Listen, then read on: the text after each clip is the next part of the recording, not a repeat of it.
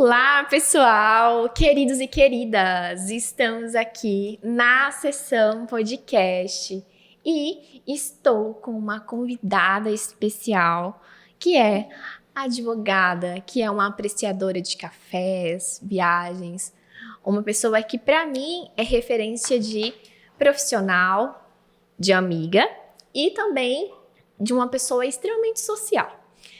Estou aqui com Vanessa Crateus. Seja muito bem-vinda, Vanessa. Obrigada, Nayara. Eu estou muito feliz com a novidade, muito feliz de fazer parte, poder contar um pouquinho da minha história e trocar essa ideia maravilhosa com você. Ai, que legal, que legal. Para a gente começar, eu gostaria de trazer aqui uma curiosidade. Vanessa Crateus, esse sobrenome que é diferente e que chama a atenção. Esse sobrenome tem alguma história? Tem, Nayara, tem uma história. Conta pra gente. Sempre me perguntam desse sobrenome. É interessante porque muitas pessoas não só têm curiosidade sobre a origem do nome, como também da pronúncia, né? Muitas pessoas me perguntam, mas como é que fala seu nome? Como é que pronuncia? Fala, pessoal, não se preocupa. Tem um acento agudo no U, é Crateus. Tá bom. Boa tarde, Vanessa Crateus. Boa tarde, Vanessa Crateus. É Crateus o seu sobrenome? É bem engraçado. Eu me divirto muito com isso. Acho fantástico. Tem uma história maravilhosa. A história por trás desse sobrenome é o meu avô materno, pai da minha mãe. Ele adotou esse sobrenome porque é a cidade natal dele. Qual que é o nome dele? Mariano Crateus. E aí ele adotou esse sobrenome. Ele adotou quando ele casou com a minha avó adquiriu esse sobrenome também. E aí toda a minha família, minha mãe, meus tios, meus primos, é muito legal.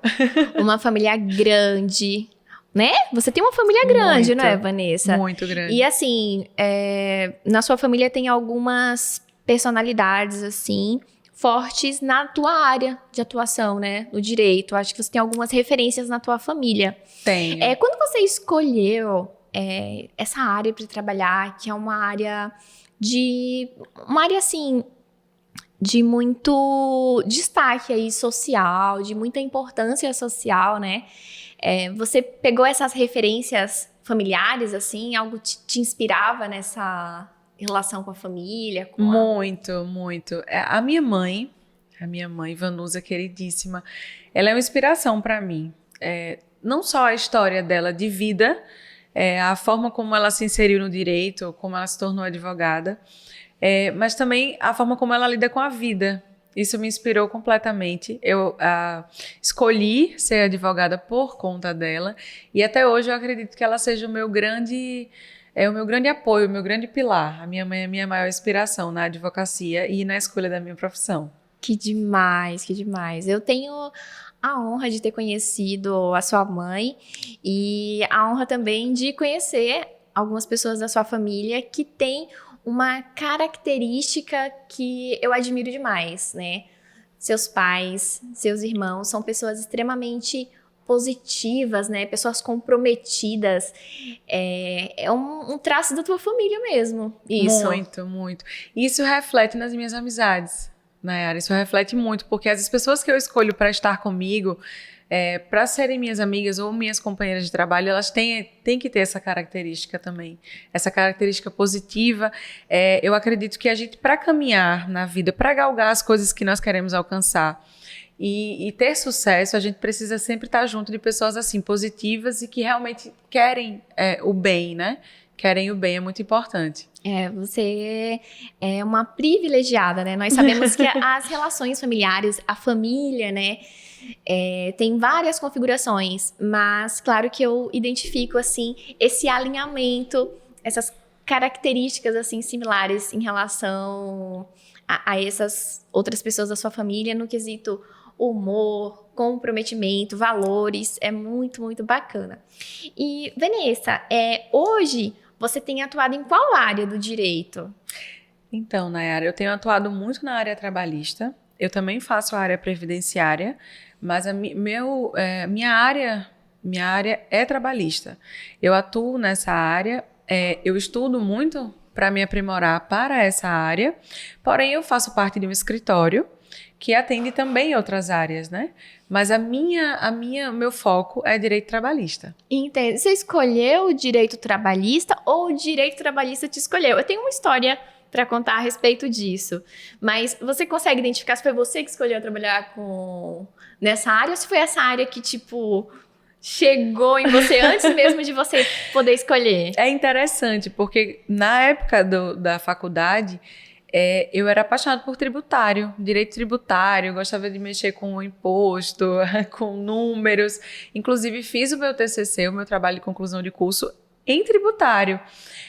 Na prova da ordem, eu fiz para administrativo, que é também outra área que não é irmã da área trabalhista, como a previdenciarista é da trabalhista.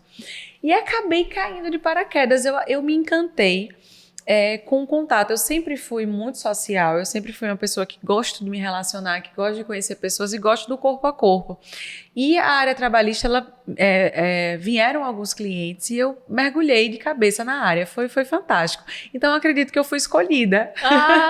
Entendi. Pela área. Entendi. Você foi escolhida, que bacana. Eu tive um contato assim, bem sutil, né, na tua área do direito. Porque, assim, quando eu estava traçando minha caminhada aí na psicologia, né, o meu primeiro estágio foi no Fórum de Alagoas, na Central de Penas e Medidas Alternativas. Nossa, não sabia. Muito e daí, legal. eu pensava que o meu desabrochar profissional seria na psicologia jurídica. Eu me identificava demais com as questões criminais, as mentes, né, perigosas, as questões das penas, inclusive até a relação social ali. Só que não foi bem assim. O meu plano inicial de atuar na área jurídica não deu muito certo, porque logo depois eu conheci a área organizacional e daí eu pude prestar alguns serviços para a empresa, e aí eu via que eu gostava mais da questão de lidar com equipes, liderança, desenvolvimento de pessoas. E depois a psicologia clínica me encontrou. Não era algo que eu queria, mas ela me encontrou. Só que tem muito disso, né? Geralmente as pessoas escolhem uma carreira e traça ela como se ela fosse um plano perfeito e como se ela fosse dar conta daquilo, mas na maioria das vezes, as histórias reais, a gente entra na faculdade com um plano e a gente vai se descobrindo, e a gente vai inclusive descobrindo algo que a gente gosta mais, que se identifica mais. Total, Não é concordo verdade? completamente, muito. Acho que todo mundo que tenta fazer uma carreira, né, que busca essa carreira, seja qual área tenha decidido trabalhar, ela passa por essa fase do questionamento, né, onde eu vou estar mais feliz, qual é o meu lugar, onde eu me insiro aqui nesse contexto. E aí a gente vai viajando por todas essas áreas até descobrir a que mais se enquadra ou a que realmente dá mais retorno para a gente, tanto de satisfação, como também de realização financeira, que também é muito importante. A gente não pode deixar de falar sobre isso, porque quando nós queremos um sucesso, eu acredito que as duas coisas estão completamente relacionadas, né? Tanto a satisfação, porque você não pode fazer uma coisa que você odeie, eu acredito que isso é muito importante, mas também acredito que o retorno financeiro, esse feedback econômico, todo mundo quer e é importante, é maravilhoso crescer, ver as coisas acontecendo, é fantástico. É mesmo, assim, e nessa decisão de qual carreira iniciar, nessa trajetória de carreira, às vezes a gente se depara com algumas histórias, né? Às vezes uma família que quer que você siga uma área X, atue em um determinado nicho, mas não é bem aquilo que você quer. Mas não foi isso que aconteceu com você, né? Foi algo ali que você viu na convivência, você teve como exemplo e você escolheu a área. Você e sua mãe trabalham na mesma área? Então, não. A minha mãe é concursada. Minha mãe trabalha no tribunal. Eu já sou advogada militante. Estou na rua, estou conversando no corpo a corpo com o cliente. Estou no dia a dia. Quem é advogado sabe, quem não é eu vou contar. É bem corrido, é bastante... não tem horário, a rotina é bem, bem difícil, mas é bem recompensador. Mas assim, sobre a escolha da profissão... sobre os pais obrigarem, eu acho que é bem delicado, né? Cada família tem um universo ali dentro do lar e cada pessoa influencia positivamente ou negativamente. Eu tive muita sorte, os meus pais eles são grandes apoiadores, não só meus apoiadores, como apoiadores dos meus irmãos também. Então eles sempre falaram muito sobre isso, sobre o que é importante, o que realmente realiza na profissão.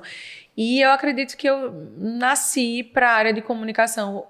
Eu escolhi a advocacia, mas desde criança eu sempre gostei de me comunicar. Eu era aquela pessoa que parava os outros na rua, eu bebezinha, levantava o braço para me buscar, para me pegarem no colo. Eu sempre fui muito dada. Então eu sempre soube que ia trabalhar com o público, que realmente ia trabalhar com comunicação. Não teria como, não teria como. Não teria como. Você é uma pessoa extremamente comunicativa, né? E você acaba exercitando esse poder da comunicação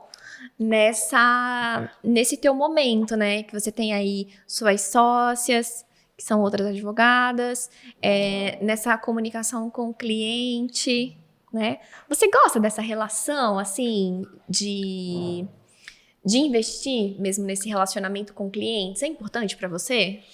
É importante, porém, existem limites. Como todas as relações que nós temos nas nossas vidas, existem alguns limites. Não se constrói. É possível sim construir uma boa relação, é possível sim ter uma boa convivência, um bom diálogo. Mas assim, existe um limite. Algumas pessoas elas não entendem isso, então elas acreditam que podem conversar conosco sobre qualquer coisa, mesmo que não tenha a ver com o processo, ou às vezes a pessoa quer realmente estar mais próxima, saber, né, das nossas vidas pessoais. Então, existe também esse limite a ser imposto. Sim. Mas, no geral, é muito bom, é muito gratificante. As pessoas, elas vêm com aquele retorno, porque na maioria das vezes é um problema, é algo que afeta pessoalmente, não só o cliente, como a família do cliente. Então, quando a gente recebe esse feedback, olha, eu estou com essa situação e ao final do processo nós temos um êxito, a gente consegue resolver aquela situação do cliente, é fantástico, porque vem o feedback positivo. Né? Porém, há os limites. Claro que cada um está numa situação ali da vida, ela às vezes quer conversar um pouco mais, às vezes quer passar um pouco do limite e ser mais amigo. Então, a gente equilibra essa relação. Mas no final dá sempre tudo certo. É uma habilidade, né? Uma habilidade que a gente desenvolve pós-faculdade. Eu tenho também, assim como você acredita, Vanessa, uma diversidade de perfis de clientes, né? Então, eu atendo eu tenho um perfil de cliente que é aquele que vem do campo. Eu tenho um cliente que é meu vizinho, né? Que mora ali no mesmo prédio. Eu tenho um cliente que é ator global. Tenho um cliente que não mora no Brasil. Só que daí, a gente precisa muitas vezes ter uma linguagem acessível e também estabelecer aqui aqueles limites impostos mesmo pela questão ética, pelo código de ética, para que a gente consiga lidar com excelência até mesmo nesse desenvolver nesses diferentes perfis, nessas diferentes necessidades e demandas. Você tem um público diferente? Assim, você recebe um público diferente também? Muito, muito diferente, né, Ara? Muito. Algumas pessoas, elas são muito pobres. São muito pobres. Outras já têm, tanto economicamente são melhores, né? Vivem melhor, têm condições melhores, sobrevivem graças a Deus. Sim, sim. Mas outras pessoas, infelizmente, elas vivem muito, muito mal financeiramente. Então, isso reflete muito, infelizmente, né? Ainda há essa relação econômica com a educação também. Muitas pessoas não sabem os seus direitos, elas não sabem. Muitas vezes me procuram com um problema e quando na conversa descubro que são outros também associados, porque elas não conhecem esses direitos, elas não têm ideia. Por falta realmente de educação, de políticas públicas de conscientização, políticas públicas de que as pessoas consigam entender todos os seus direitos. É bem delicado isso. E alguns clientes, eles já sabem, já chegam realmente, olha, doutora, eu tô com essa questão, infringiram esse direito meu, me tiraram o direito de determinada situação. Outros, eles simplesmente não sabem. Ele não sabe que aquele horário ali que ele está cumprindo não é o horário correto, não sabe que aquele tempo que foi trabalhado a mais é devido, não sabe dos direitos, enfim, é bem delicado. Cada público vem com uma demanda diferente e, infelizmente, está muito associado como é que eu posso falar? Está associado a quanto menor a capacidade econômica do cidadão, infelizmente está bastante associado à falta de conhecimento dos próprios direitos. Sim, eu compreendo. E assim, hoje, qual que é a tua maior satisfação de estar atuando na área que você escolheu? Então, Nayara, tem o advogado, ele tem uma função social muito importante. Quando nós pensamos na sociedade como um todo, nós conseguimos ter a noção da importância das leis, dos limites estabelecidos na lei, né? Para que cada situação seja resolvida da melhor maneira. Então, quando nós falamos de satisfação pessoal do advogado, é justamente cumprir essa função social, é ver que aquele entrave, aquela dificuldade, aquela problemática ali, aquela discussão, ela está sendo tratada da melhor maneira, com os contrapontos. Você ouvir um outro advogado apresentando a defesa do cliente dele, você preparar a defesa também, os argumentos e aquele debate saudável que vai chegar, assim esperamos, num consenso que é realmente o melhor para a situação. Isso traz uma satisfação imensa. Tanto pessoal do cliente saber que aquela situação dele não é algo primitivo, aquilo vai ser resolvido como deve ser. Hoje em dia, isso traz uma satisfação imensa. Você tratar o problema de uma outra pessoa, algo que muitas vezes é extremamente importante, até para a constituição social, para a família, para o bem-estar, inúmeros aspectos, até para reflexos na vida pessoal muito grandes. E você vê aquilo ali sendo tratado, muitas vezes não há êxito, né? Não há não é alcançado o objetivo principal, mas aquilo ter sido discutido, aquilo ter sido contra-argumentado e resolvido é extremamente importante. Eu até abro aqui um espaço para fazer uma analogia. Quando você tem algo que você sente, que você está passando, e que você consegue discutir aquilo ali, você consegue debater aquilo ali, olha a importância disso. Você está trocando informações, você está aprendendo, você está ouvindo o outro lado. E você sabe que no final daquilo tudo foi discutido. Mesmo que, eventualmente, você não fique satisfeito com o resultado final, mas foi discutido, você foi ouvido. Aquela questão foi trazida a plano, né? Foi colocada na mesa e foi discutida assim. E é assim, então acho que essa é a grande satisfação, é a gente conseguir levar essa problemática, né, essa discussão à pauta. Acho que isso é interessantíssimo. Colocar ali na mesa, colocar em evidência, né, poder ser olhado, ter esse respeito, né, e assim, não é qualquer olhar, não é qualquer tratativa, é algo minucioso, respeitoso, né?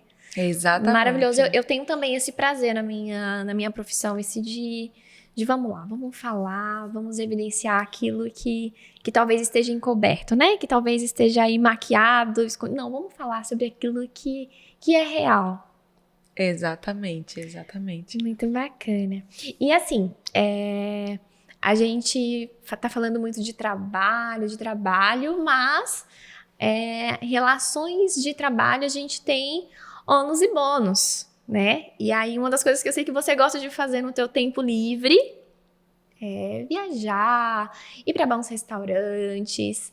É um estilo de vida? Ah, sim, Nayara, sim, hein? É um estilo de vida. Eu acredito muito no que a gente leva da vida. Acredito muito nas experiências. Acredito muito nas cores, nos sabores, na viagem. Eu acredito muito nisso. Eu acredito que a gente conhecer lugares novos, viver experiências novas. Eu sempre busco, né? Apesar de que o trabalho dificulta, a gente tem horários para cumprir, tem pessoas para atender. Mas, assim, sempre que eu posso, eu viajo. Sempre que eu posso, eu tô na estrada, tô conhecendo lugares novos, sabores novos, provando comidas novas. Na verdade, eu sempre viajo, porque a minha família, ela não é alagoana. Então, eu tenho que viajar pelo menos uma vez por ano para ver a minha família, para visitar a minha avó, para visitar meus tios, meus primos, que são pessoas que eu amo muito. Então, para mim é muito importante, durante o ano, ir visitá-los. Mas, além disso, eu gosto também. Nós vivemos num estado maravilhoso. É um estado com muitos encantos, tem muitos lugares maravilhosos para conhecer. Então, para mim seria impensável não andar aqui, não ver esses cantos, essas vistas, essas praias maravilhosas que nós temos. É verdade, nossa, o Nordeste tem meu coração, Maceió, nossa, pulsa forte no meu coração. Aqui é muito lindo mesmo, né? E mesmo a gente morando aqui, sempre tem algo novo a descobrir, sempre tem um lugarzinho, uma praia, que você ainda não foi lá perceber o tom, né? Porque uma das características daqui de Maceió, segundo a minha opinião, é claro, aqui tem muitos tons, né? Muitos tons de azul, e aí você vai pra Milagres, aí tem um turquesa, aí você vai pra São Miguel, um outro azul ali, lindo, Ponta Verde também. Nós somos privilegiadas mesmo de poder ver isso, né? Ter acesso visualmente, sempre isso que possível. E aqui no Brasil, não, vamos falar primeiro assim, né? Aqui no Nordeste você tem um lugar que você gosta mais de ir, assim, que talvez até que você recomenda para as pessoas que estão nos ouvindo, né? As pessoas do Brasil inteiro vão nos ouvir aqui em Maceió, aqui em Alagoas, né? Um lugar que você recomenda, que você acha bacana, que vale a pena. Eu adoro Alagoas. Eu acabei de falar e vou repetir. Concordo com você em todas as palavras. Aqui é fantástico, é lindo, é maravilhoso.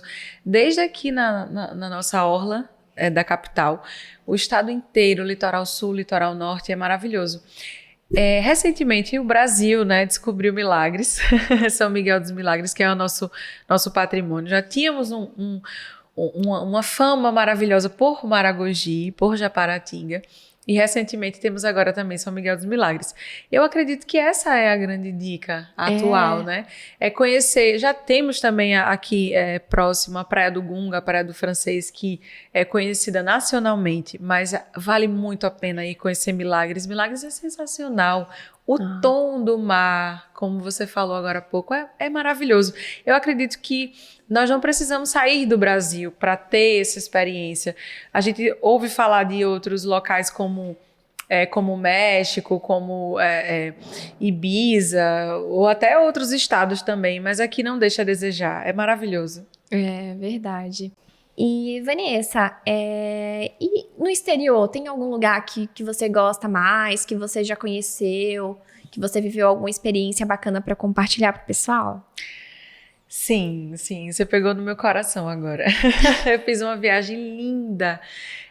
Eu não conhecia a neve, apesar de ter feito outras viagens, eu não tinha ainda não tinha a experiência de neve. Acho que era aquele sonho infantil, né, dos filmes de Natal que a gente vê na televisão. Quando é que eu vou pegar na neve? E aí viajamos ao Chile, eu e meu namorado, em 2019. Fomos ao Chile, não foi 2019, foi 2018. Foi 2018? Uhum. Foi 2018? Não lembro. Foi antes da pandemia, né? Foi um antes tempo antes da pandemia. Foi. Uhum. Agora eu dei uma confundida, mas assim, fiz uma viagem maravilhosa para o Chile. Era um sonho conhecer a neve, era um sonho realizar, esquiar, conhecer um lugar frio, um lugar distante e viver essa experiência, como eu estava falando agora há pouco. Para mim é muito importante viver uma experiência nova. Gostou de esquiar? Muito. Levei umas quedas, mas foi maravilhoso. Foi ótimo. Culinária totalmente diferente. Lá eles vendem frutos do mar gelado. Você come caranguejo gelado, você come camarão gelado. E é bom, gostoso? Mais ou menos. Foi uma experiência bem interessante, porque eles trouxeram, nós pedimos um prato que vinha uma variedade, polvo, camarão, peixe, vários frutos do mar. Isso em Santiago, né? A capital do Chile. Nós ficamos hospedados em Santiago e os passeios nós fazíamos durante os dias. Nós ficamos lá 10 dias, então deu para aproveitar bastante, conhecer vinícolas, conhecer as estações de esqui também, conseguimos visitar até shopping, compramos muita roupa. Foi uma viagem, assim, bem completa, foi memorável. Ótimo. Memorável. E aí, todas as noites, nós sempre escolhíamos lugares diferentes para comer, até para conhecer mais a cultura, conhecer mais as pessoas, conversávamos, fizemos um amigo, até hoje nós temos um amigo que é venezuelano, estava no Chile, e até hoje é nosso amigo, ele vem para cá, fizemos também amigos do Brasil, né, pessoas de Minas, São Paulo, que estavam em alguns passeios conosco, e aí nós trocamos contato, enfim. E num desses dias, no restaurante, nós pedimos um prato que vinha vários frutos do mar. Quem é de Alagoas está acostumado a comer frutos do mar, né? Porque aqui a gente tem um marzão maravilhoso. E aí vamos ver os daqui. E aí, no meio daquele monte de frutos do mar, quando nós colocamos no prato, que colocamos na boca, estava gelado, Nayara. Foi muito engraçado. Se nós não estivéssemos viajando, ia ser E aí, para nos comunicarmos, o meu namorado, ele fala bem espanhol. Eu não falo absolutamente nada. Não falo, não consigo. Eu tentei algumas coisas, eu ainda conseguia, mas é uma dificuldade imensa. E aí ele me ajudou, aí ele conversou com o garçom e falou, por favor, coloque isso aqui para esquentar, senão ninguém vai comer. Aí colocaram para esquentar. Então, sempre que nós íamos em algum outro restaurante, perguntávamos, caliente? Caliente. Caliente. Por favor, caliente. Dá uma brasileirada no prato, esquenta e traz pra gente. Mas é incrível. Fora outras coisas, né? Eles vendem muito empanado, que são, aqui a gente chama de salgados, né? Salgados que nós não costumamos encontrar em lanchonetes, conveniências, lá eles chamam de empanado. E aí foi uma experiência gastronômica, foi tudo novo, foi maravilhoso. E o melhor prato que você provou por lá? Foi a centoia. Eu acho que eu tô pronunciando correto, espero que esteja pronunciando correto. Centoia, eu vou chamar de King Crab, né? Que é o caranguejo gigante, que era a nossa grande expectativa, porque aqui no Brasil você não encontra. São caranguejos de água gelada. Então, eles atingem não sei se por esse motivo, acredito que sim, atingem um tamanho imenso. Então, nós tínhamos essa expectativa de provar o caranguejo real e aquele tamanho todo de caranguejo, e foi uma realização. Nós fizemos um passeio e, ao final, conseguimos encontrar um brasileiro que já morou em Alagoas. Olha só! Foi muito interessante. Que coincidência! Foi muito legal. E aí ele já morou em Alagoas. Na verdade, foi um conjunto de coincidências, porque como o Chile recebe muitos brasileiros, e a gente também é muito comunicativo, a gente sempre gosta de perguntar, de saber das pessoas o que elas estão fazendo, enfim, assuntar. Sim. E a nossa guia, que ela era brasileira, que ia nos guiar em vários passeios, ela falou, então já sei onde é que eu vou levar vocês. Eu vou levar vocês no restaurante, não lembro o nome do rapaz, mas enfim, de fulano, que ele já morou em Alagoas, ele vai conversar legal com vocês e tal. E nós fomos, comemos, e foi um dia muito emocionante também. É interessante isso, porque não só a realização do desejo enorme de comer o caranguejo, viver essa experiência nova, sentir esse sabor novo, como essa nossa guia, que ela é maravilhosa, ela nunca tinha comido caranguejo. Olha só! Ela já tinha mais ou menos uns 2 anos lá no Chile, e ela foi para trabalhar, e no intervalo do passeio, nós fomos comer o caranguejo, e ela falou, eu vou em outro lugar para comer, porque esse é o horário do almoço. Aí falou, não, por que você vai sair daqui? Fica aqui conosco. E ela ficou, aí nós perguntamos, o que você quer comer? Vamos pedir? Aí ela, não, eu não quero pedir, ela é bem tímida e tal. Porque é interessante isso, cada país da América do Sul, ele tem uma moeda, né? E lá no Chile são pesos, mas são pesos chilenos. Então, ele é diferente do peso argentino, por exemplo. Ele é diferente do peso de outros países aqui da América do Sul. E o peso chileno em relação ao real, ele é muito diferente. O valor para você consumir, para você converter, ele é muito alto. E o custo de vida do chileno, pelo menos à época, era muito alto. Então ela vivia, ela não tinha a oportunidade de comer algumas comidas. E ela falou, estava esperando um momento especial, porque ela morava com o irmão, acredito que a gente se segue no Instagram, muito querida. Tava esperando um momento especial para comer com o irmão e ela comeu conosco, e aí a gente ficou super feliz também, porque era o nosso primeiro momento e também foi o primeiro momento dela. Então ficou todo mundo feliz ali comendo, foi maravilhoso. Tenho várias fotos. Sensacional. Sensacional. As melhores memórias são essas que a gente, quando tem acesso, a gente revive um pouco da emoção. E aí Com deu pra certeza. perceber o quão isso desperta alegria em você. Com certeza. Né? Entendi. E assim, geralmente viagens sempre deixam na gente uma recordação ali, uma emoção muito evidente, um tom, né? Um pensamento. Quando a gente fala assim de Chile, já que foi uma viagem significativa, memorável para você, e eu acompanhei essas publicações lindas, assim, me senti um pouco lá também, né? Até obrigada por compartilhar bastante nas suas redes sociais. Feliz por ouvir. Quando a gente fala assim de Chile, desperta que tipo de emoção em você, no geral? É até difícil descrever, até difícil, porque são tantas emoções boas. Eu amo, a palavra é amor, viajar. Sim. Eu, inclusive, tenho planos, meu namorado também, nós temos planos de ir a vários lugares. Falar de Chile para mim é falar de felicidade total. Eu acho que desde a hora que eu entrei no aeroporto aqui em Maceió ainda para ir para São Paulo, de São Paulo ir, pegar o avião de São Paulo para chegar em Santiago, acho que desde o momento que eu saí de casa, eu já estava feliz. Então, é praticamente indescritível, eu não encontro uma só palavra para descrever. Tanto amor, é maravilhoso, é sensacional. Eu espero que todo mundo consiga experimentar essa felicidade que eu tenho com viajar, com essa viagem, com viajar em outras ou nesse mesmo tipo aspecto de vida. Eu acho sensacional. Uma palavra só não define. É maravilhoso. Sim, entendo. Às vezes a gente faz tantos planos, né? A gente cria ali uma expectativa em relação a uma viagem mesmo, ou a um projeto, e às vezes a gente se frustra, né? É delicado isso. Outras vezes a gente decide fazer algo não com a expectativa tão alta, não sei se foi o teu caso, não com expectativa tão alta, mas ali foi incrível, foi positivo, e daí são sempre melhores. Inclusive tem algumas pessoas que têm um mecanismo de defesa de não criar expectativas esperando ser surpreendidas com coisas boas, né? Você tava com expectativa alta?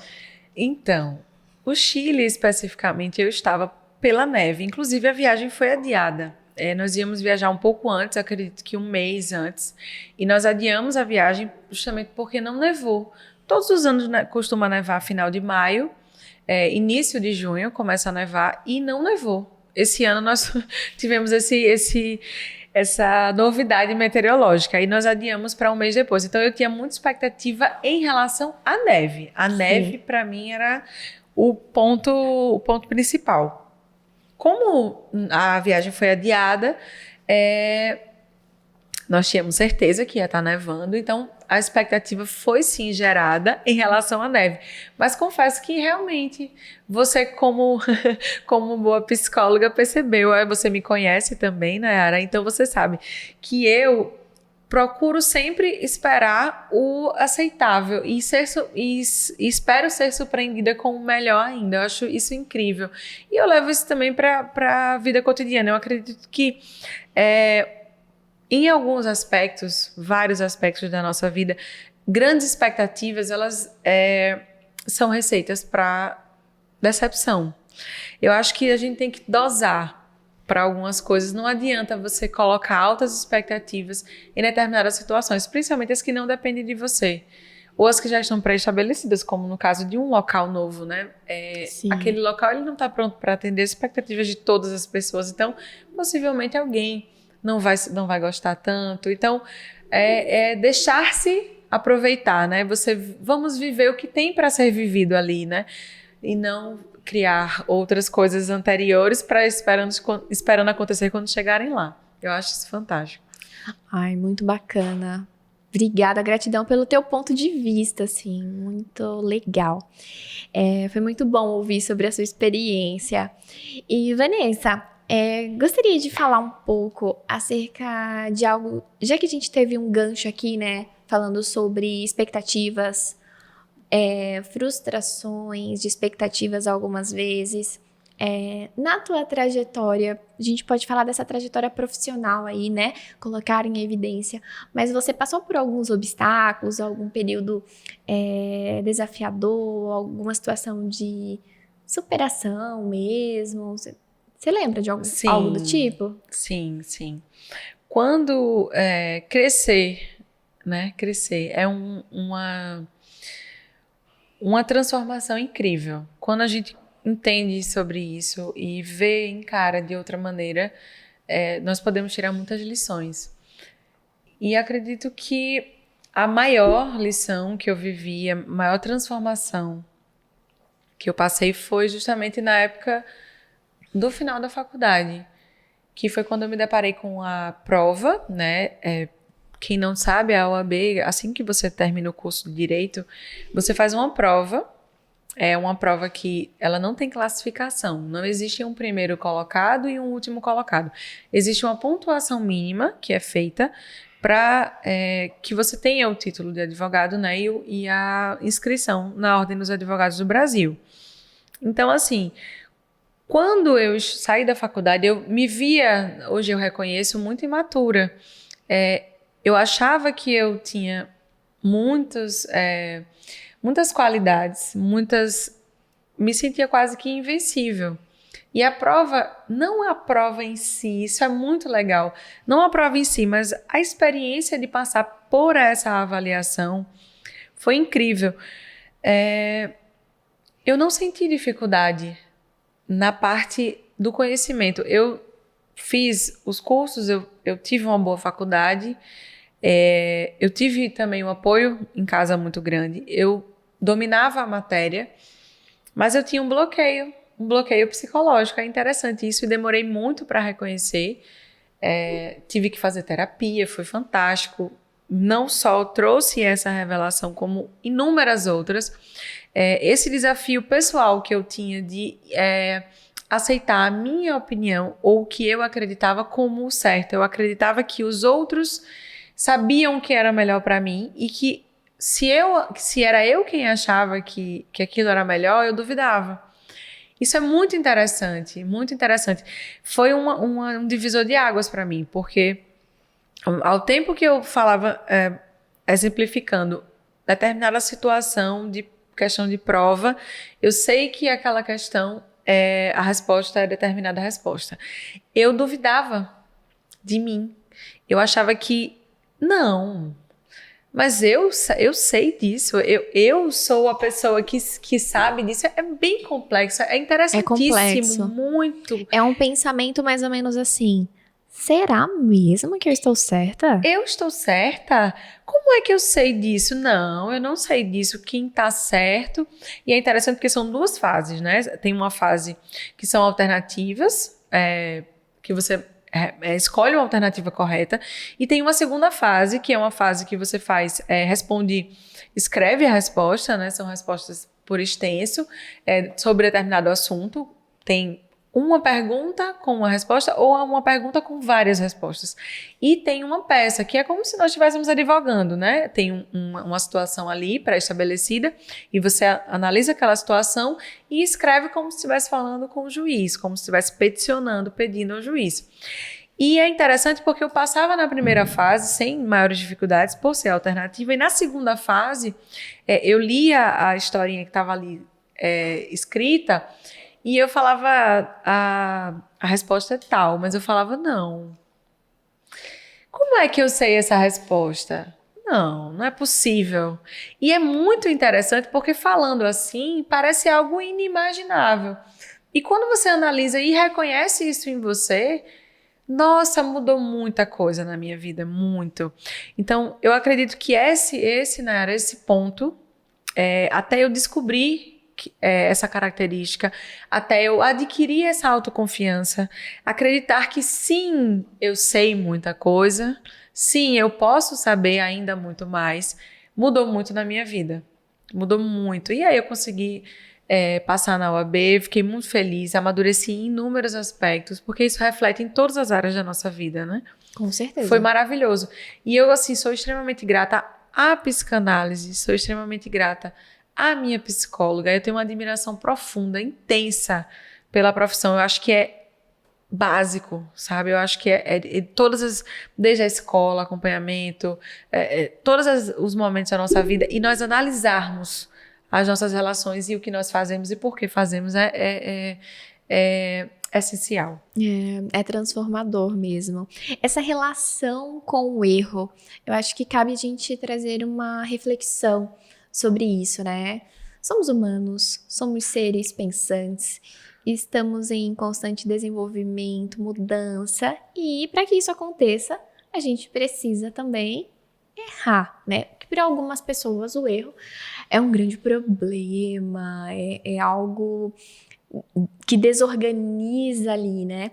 Os extremos dessa relação com o erro, ela é adoecedora, do tipo, eu erro sempre e é muito difícil errar, né? Como também eu nunca erro e tanto faz se eu errar, né? Esses extremos, eles não são saudáveis, né? A gente fala muito dessa questão do equilíbrio, mas quando eu trago essa reflexão acerca do errar, eu gostaria também de trazer um gancho que a gente costuma não refletir, né? Muitas vezes a gente para pensar, onde eu estou errando? A gente realiza algum projeto e para refletir, onde que eu errei? O que está errado? Mas muitas vezes a pergunta que a gente precisa se fazer é, onde eu acertei? O que tem de certo aqui? Olha, o que tem de bom? Né? E é um exercício que as pessoas não estão condicionadas, as pessoas não aprenderam a fazer, né? Muitas vezes as pessoas fazem questionamentos do tipo, onde estão os problemas? Mas onde estão os acertos? Onde estão as coisas que estão dando certo, né? Você tem alguma tendência, assim, na tua vida de ter uma visão mais copo cheio ou copo mais vazio nos projetos que você se dispõe a realizar? Então, os meus amigos costumam falar, eu costumo acreditar, que eu sou muito positiva. Eu gosto de ver o copo cheio. Eu acredito que afasta muito a gente da humanidade. Sermos humanos, se nós não percebermos que o que nós temos é muito. Principalmente em relação às pessoas que não têm nada. As pessoas que têm enfim, das infinitas mazelas humanas. Então, talvez esteja até tendo um discurso extremo aqui, mas eu acho muito importante isso. Não é porque eu vou me comparar com uma pessoa que está numa situação terrível, mas é isso, é o mínimo. Poxa, quantas pessoas estão lutando para sobreviver? Literalmente, sobreviver. Então, eu costumo ver o copo cheio, e isso, para mim, tá muito longe de ser um clichê. Eu acho que realmente é importante, sim, que a gente se compare a outras pessoas que estão em situação muito, muito ruim mesmo. Necessidade, pessoas que estão adoecidas, pessoas que estão... Então, eu acredito que eu sou muito positiva. Acredito que a gente tem que ver realmente o lado bom da vida. Acredito que é fácil ser feliz. É uma coisa que eu aprendi já na fase adulta. Ser feliz não é difícil. Eu acho que nós somos os nossos, na minha opinião, somos os nossos piores vilões. Sim, tem pessoas que têm grandes vilões. Inclusive, eu já ouvi relatos de pessoas que têm, enfim, inúmeras relações pessoais, tanto de familiares, como amigos, como pessoas que são no trabalho, pessoas que realmente ferem, né? Que puxam para baixo. Mas eu acredito que não é difícil ser feliz. Acho que com algumas exceções, que sempre há, a gente só tem que achar esse ponto de equilíbrio e descobrir onde é que a gente pode ser feliz, o que a gente pode fazer para nos fazermos mais felizes. Essa tua fala me remete muito a essa relação de autocuidado, né? Do se tornar feliz, se cuidar para ser feliz. Eu costumo ter realmente uma valorização desse tema, dessa relação de autocuidado. Porque, às vezes, o senso comum, ou a gente, dependendo do tipo de informação que a gente acaba consumindo, a gente remete o autocuidado a algo da beleza, algo mais superficial. Mas esse autocuidado é esse tratamento com a gente mesmo. Esse tratamento com os nossos pensamentos, com as nossas emoções, com aquilo que a gente quer de fato fazer com a nossa vida, né? De uma forma mais consciente, de uma forma mais amorosa. Hoje, a gente pode estar falando que o autocuidado é algo que é para estar realmente sendo evidenciado. Você tem uma relação de autocuidado, assim? Eu sei que eu conheço algumas coisas a respeito de você. Eu sei que você se importa muito com essa questão de ter boas relações, porque isso influencia na tua questão de se autoavaliar positivamente. A gente se parece um pouco nesse aspecto. Mas você tem algum hábito de autocuidado, seja terapia, seja exercício, seja leitura, seja uma meditação ou outras coisas, inclusive, que você pode compartilhar para o pessoal que está nos ouvindo? Posso, Nayara. Inclusive, eu tenho muita felicidade em falar nesse assunto, porque pelo menos para mim, tem sido o meu maior autocuidado. Ler. Eu acho que eu reconheço em mim um cuidado, um amadurecimento, uma melhora, tanto emocionalmente como intelectualmente, e até para alcançar os objetivos que eu tenho a curto e longo prazo, é a leitura. E assim, eu não vou nem pontuar uma leitura de autoajuda ou algo assim. É conhecimento. Muitas vezes ler sobre informações e coisas que eu ainda não sei, ou métodos utilizados por outras pessoas, isso para mim é o atual. E eu tô já há mais de um ano com esse autocuidado. O que eu faço? Eu procuro saber o que eu não sei. É interessante, sim, né, isso? Sim. Porque muitas pessoas se interessam, eu gosto de pets, então eu vou ler sobre pets, tá? Eu já sei disso. Ou eu tô com um filho pequeno, então eu vou ler sobre filho pequeno. Isso é muito legal. Mas eu gosto de saber coisas que eu definitivamente não tenho ideia. Isso pra mim é fantástico. Eu descobri que existe terapias alternativas para a melhora do sono. Eu acho isso um grande autocuidado. Uma terapia alternativa para melhor... como é que eu posso dizer? Um melhor desenvolvimento... da fala, da oratória, porque a comunicação é autocuidado também. Você saber colocar pra fora aquilo que você tá pensando. Eu acho fantástico. Eu também. Eu descobri agora na internet, por exemplo, que existem melhores ângulos para você gravar um vídeo ou um podcast. Eu acho isso fantástico. Eu acho um autocuidado, porque quanto mais conhecimento você adquire, eu acredito que isso eu relaciono muito o autocuidado ao crescimento pessoal. Isso é inteiramente ligado. Sim. Quanto mais conhecimento você adquire, quanto mais você sabe.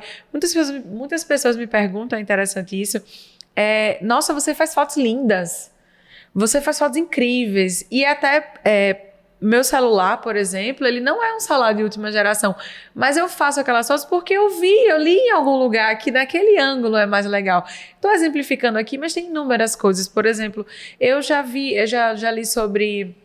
Nossa, Nayara, eu já li sobre muita coisa. É difícil demais. Ultimamente eu estava até lendo sobre cadeiras, porque eu estou montando um escritório, e eu queria saber qual era a melhor cadeira. Eu acho que isso é autocuidado. Eu sei que para o meu tipo físico, aquela cadeira vai me ajudar. Então, eu sabendo qual é a melhor cadeira para mim, eu vou saber autocuidar da minha coluna. Perfeito. Eu acho isso fantástico. Sim, perfeito. Inclusive, quando você falou que pesquisou aí, que leu sobre questão relacionada ao ângulo de podcast, depois você troca uma ideia com o pessoal da produção aí, né? Não é, produção? Essa parte foi exemplificativa. Essa parte, mas assim, é muito interessante. É muito interessante. Aprender o que nós não sabemos, pra mim, é interessantíssimo. Quando você traz esse comentário de que um dos seus hábitos, né, de autocuidado é a leitura com o objetivo de aprender, seja uma leitura ali técnica, seja algo da notícia, né? Algo que tá em alta ali. Vídeos também. Vídeos também. Eu acho que cabe fazer um lembrete para quem tá nos ouvindo. Talvez, para você, a leitura não seja algo atrativo, né? Para ter esse autocuidado de aprender mais, de ser uma pessoa mais confiante, de ter um repertório de fala mais amplo. Então, se o teu instrumento de adquirir conhecimento é o vídeo, isso pode ser sim um instrumento de ver vídeos, assistir vídeos. É podcast, é só áudio? Ótimo também. É discutir com pessoas, né? Esse exemplo que ela trouxe é pessoal e é um formato que funciona para muitas pessoas, mas não para todas. Às vezes, queria deixar uma dica para vocês, que às vezes esse ato de autocuidado extremamente enriquecedor, é um belo investimento de tempo, inclusive, quando a gente para aprender sobre algo. Pode ser a partir de um outro recurso. Não que a leitura seja o melhor. Eu acho que pelo fato de eu lidar com tantas... assim, com pessoas diferentes, eu vejo que não tem muito assim uma hierarquia do...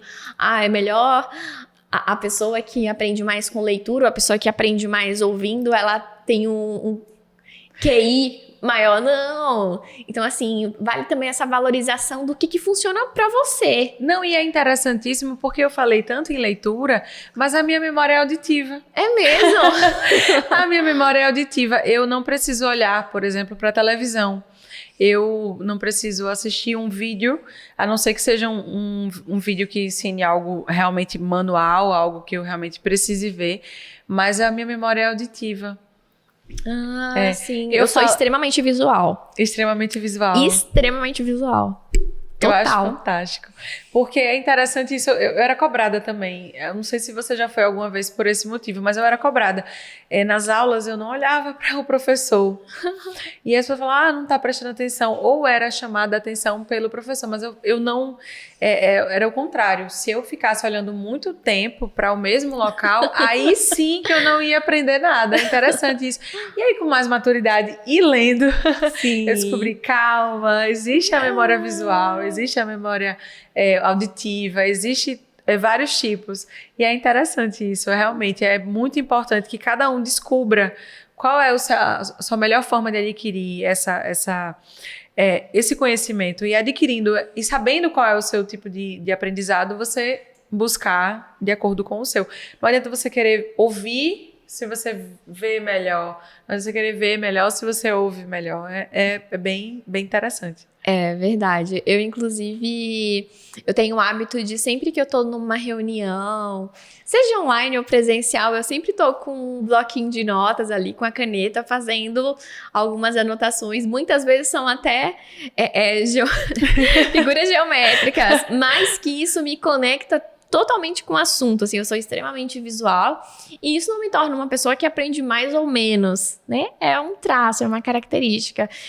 Sobre isso da gente olhar para as nossas características e falar, eu sou assim, tá, tudo bem, me aceito dessa forma, posso treinar uma outra habilidade? Posso, mas eu sou dessa forma.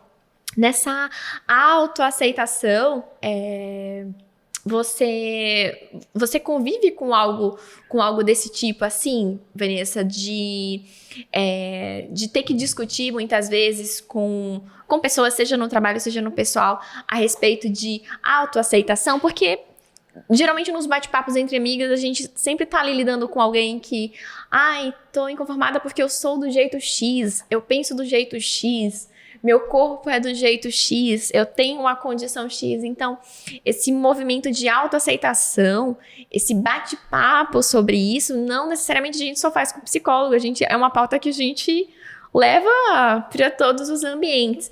O que você pensa a respeito de autoaceitação?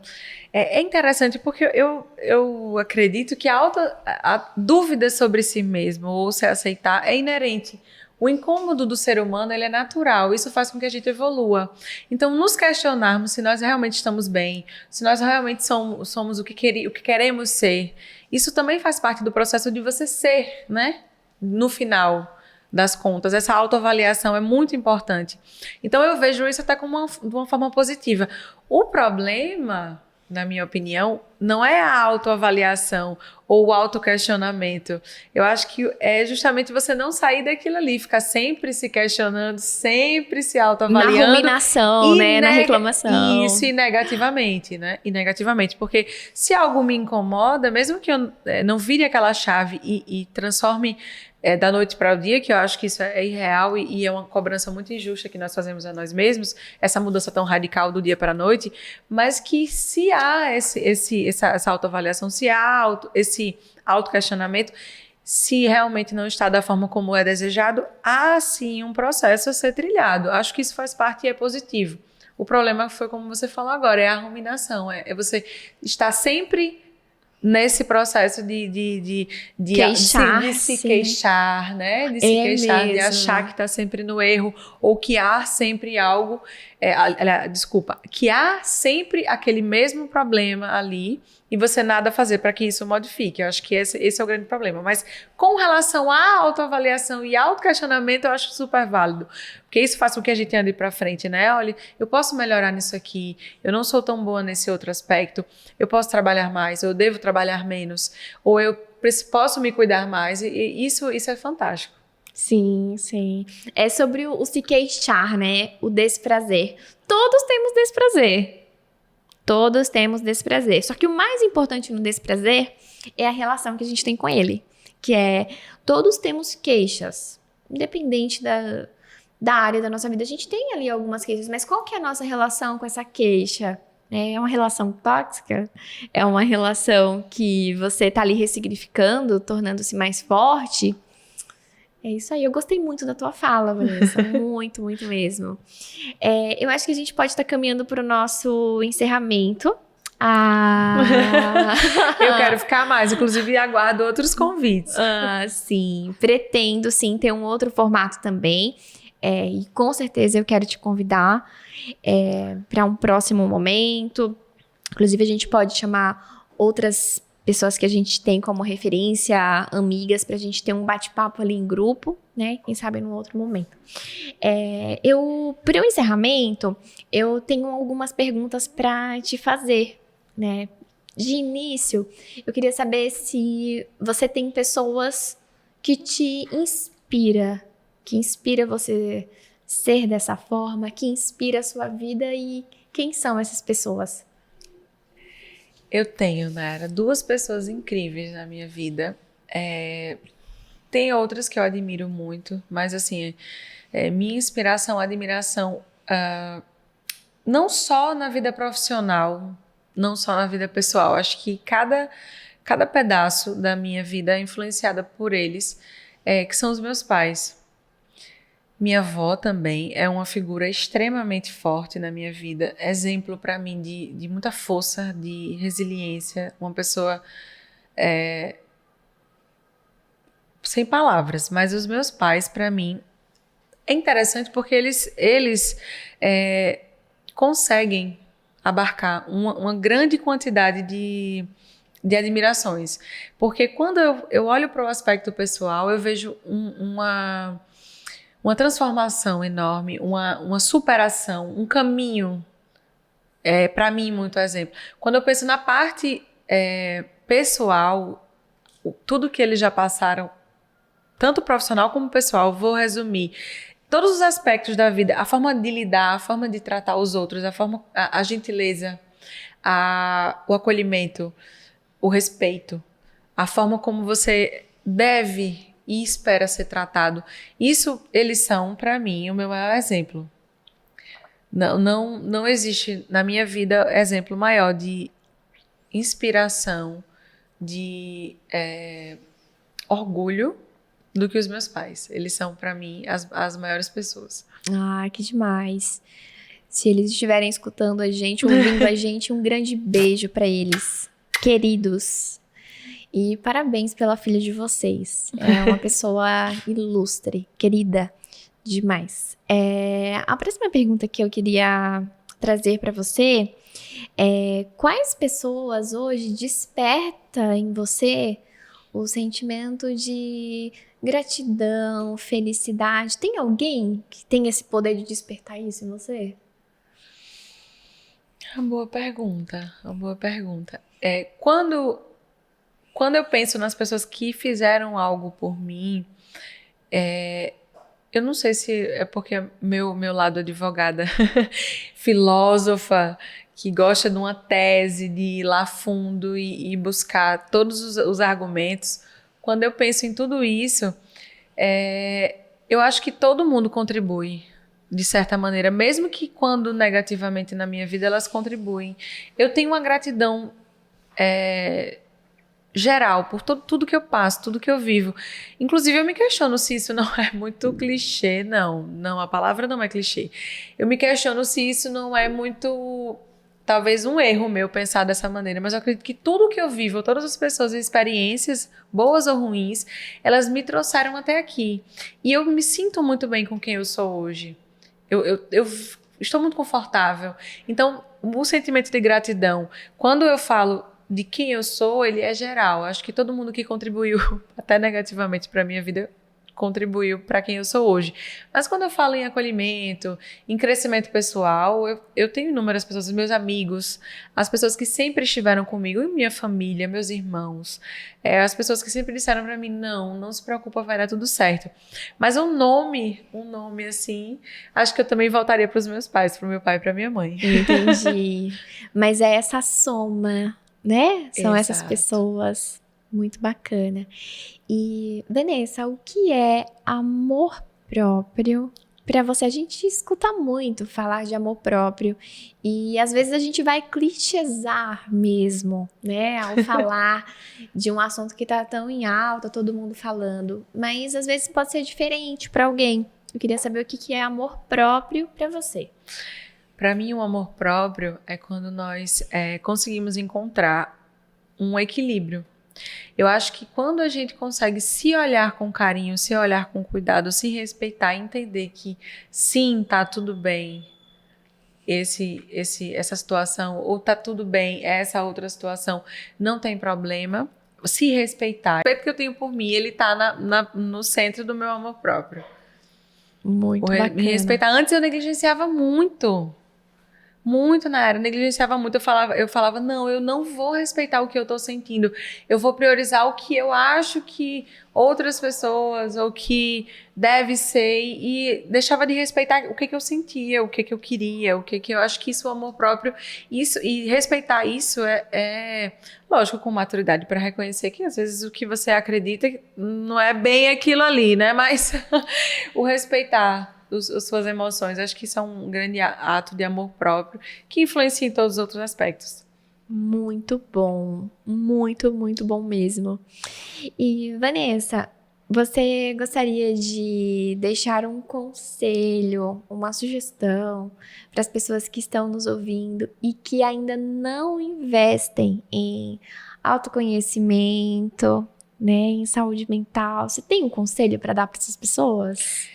Eu tenho. Eu acho que a gente tem que se informar muito. A gente tem que procurar saber. Hoje em dia nós temos uma ferramenta incrível que é a internet, que ela nos dá acesso a inúmeras informações, inúmeros conteúdos, como esse, como outros conteúdos de várias formas. Então eu acredito que para a gente crescer, para a gente conseguir chegar naquele objetivo, que é importante sim, cada um ter um objetivo, seja ele de ordem pessoal, seja ele de ordem profissional, o objetivo que você tiver, se você se dedicar a ele e buscar as informações, o material necessário para que você alcance isso, você chega lá. Agora eu não lembro a pergunta. Eu me perdi agora no final da pergunta. Você perguntou. Mas você acredita que você foi bem suficiente? Assim? Foi? Você eu foi. acho que eu tinha unido na maionese no Planeta Xuxa.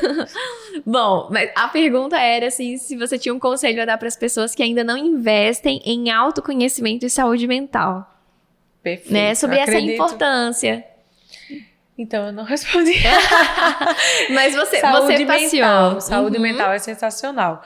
A minha experiência com saúde mental, acho que eu já comentei aqui, foi análise. Eu fiz 3 anos de análise, depois eu fiz um intervalo. Quando eu decidi voltar, veio a pandemia. Eu voltei para o formato online e ainda estou fazendo no formato online. Mas recentemente eu tive que dar uma pausa. Para mim, a melhor forma de cuidar é com análise, é com um profissional que está ali para orientar. Eu sei que não é fácil. Inclusive, ontem eu estive conversando com uma amiga que queria fazer análise e ela estava com dificuldade, justamente porque ela precisava do plano de saúde. Enfim, isso já envolve outras, inclusive eu acho que eu vou processar. Mas, uma assim, oportunidade aí. É uma oportunidade. Eu conversei com ela, falei, é muito importante que você tenha acompanhamento, você não tem. Então, como é que você tem um plano de saúde e você não consegue? Mas, assim, acredito que o profissional é o principal. Mas se você ainda não vai começar, se você ainda não decidiu por um acompanhamento clínico, eu acredito que a informação, as ferramentas que nós temos, elas são maravilhosas. Não sei responder essa pergunta. Você sabe sim, Meu Deus você do sabe. céu. Ela respondeu com um exemplo, com aquilo que ela pensa, que eu considero uma pessoa extremamente trabalhada, né? Uma pessoa que já teve acesso a vários níveis aí de autoconhecimento e que se permite, inclusive, falar sobre isso de forma livre. E é muito bacana. E, pessoal, é isso. Quero agradecer muito a Vanessa, a presença, as falas, né? O tempo que você disponibilizou aqui pra gente. Muito, muito obrigada. Espero num outro momento a gente fazer novamente um bate-papo diferente, talvez com outro tema. É isso. Obrigada pela tua presença. Obrigada, Naira. Eu estou muito feliz. Quero que você saiba que eu admiro muito, não só a sua parte profissional, você como pessoa, o que você acrescenta para todos, e acredito que agora vai conseguir dimensionar isso para todo mundo que está em casa também, porque quem te conhece sabe Querida demais. Obrigada. que você adiciona muito, você busca muito conhecimento, a sua área você domina completamente, e as pessoas agora em casa vão ter essa oportunidade de ter esse feedback, não só da psicologia, como também da forma de ver e lidar com a vida.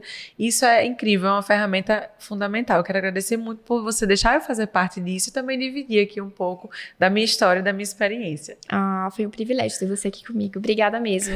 E sucesso pra você, tá? Para todas nós. Obrigada.